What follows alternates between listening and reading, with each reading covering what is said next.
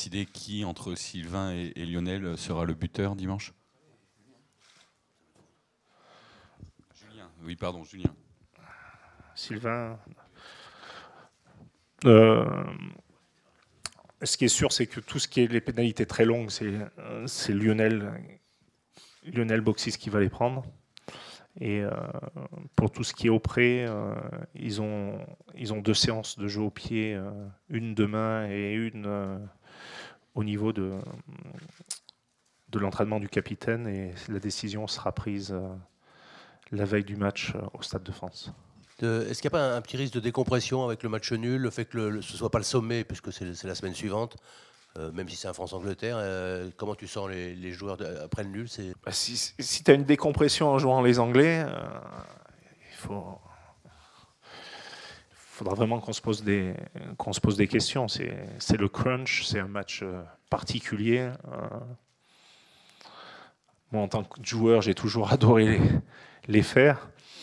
Et je pense que quand tu vois dès ce matin le niveau de concentration et l'enthousiasme des joueurs, je ne crois pas que on a un match.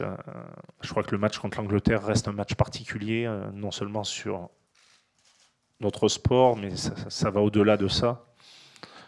Je crois qu'il y a beaucoup de gens qui regardent une fois dans l'année le rugby, c'est France-Angleterre ou Angleterre-France. Donc je ne pense pas qu'il y aura de la décompression. Par contre, c'est à nous d'essayer de faire peut-être encore aujourd'hui, parce que contre l'Irlande, il y a moins eu de courses, mais il y a eu beaucoup plus d'affrontements. Il y a eu beaucoup plus d'hématomes, d'arcades un petit peu, enfin, noir ou bleu ou comme vous voulez, et qu'il va falloir plus travailler sur essayer de recharger et d'avoir des joueurs à 120% dimanche. Et c'est pour ça aussi qu'on n'a pas changé le paquet d'avant. Je crois qu'on a travaillé, ils ont des repères communs au niveau de la touche et de la mêlée, parce que les séances de cette semaine seront beaucoup moins longues, parce qu'on va essayer d'axer énormément sur la fraîcheur physique et sur la récupération.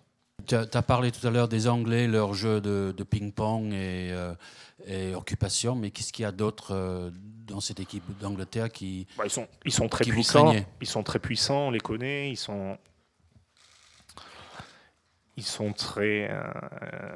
très forts défensivement et collectivement. C'est peut-être l'équipe qui défend la mieux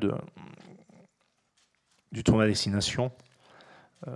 Après, c'est une équipe qui joue un petit peu en mettant énormément de pression sur tout ce qui est jeu au pied.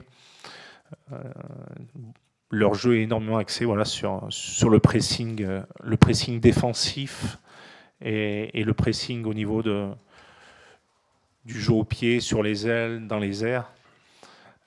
Après, on ne sait pas encore l'équipe, parce qu'il va l'annoncer demain. Nous, ce qui est sûr, c'est que la semaine prochaine, on changera. L'équipe sera annoncée, non pas le mercredi, mais elle sera annoncée le jeudi. Parce que je pense que quand il y a des matchs à très haute intensité comme ça, on a besoin des fois d'une journée de plus pour voir la récupération des joueurs, et puis aussi au niveau stratégique. Là, on annonce l'équipe et les Anglais auront 24 heures avant de décider, de réfléchir à l'équipe qu'ils vont faire par rapport à l'équipe qu'on a annoncée. Tu parles de puissance des Anglais. Est-ce que le retour de Boxis avec un jeu au pied long, est-ce que aller au bout de la logique, ça n'aurait pas été aussi mettre Picamol en 8? On a eu la discussion aussi sur Louis, mais Louis a fait une rentrée où il a été très bon, où il nous a fait avancer, il a été très très puissant. Mais si jamais tu parles d'occupation, il faut aussi que ta touche soit très très bonne.